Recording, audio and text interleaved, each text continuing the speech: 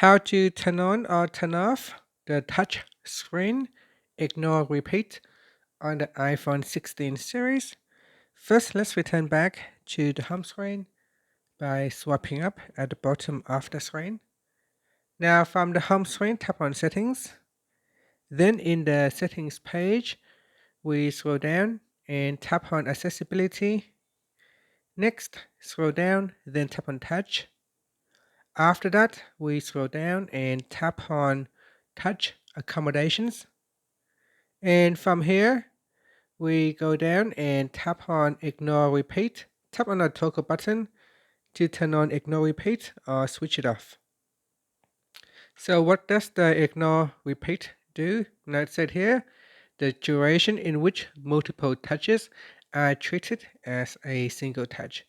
So here if you tap on an item and if you just keep tapping it, it will simply ignore the repeated touch until there is an appropriate delay has been met.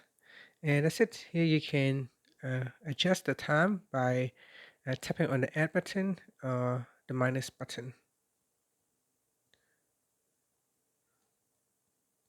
You can see here if I try to repeat touching on an item, it will not work until there is an appropriate delay time.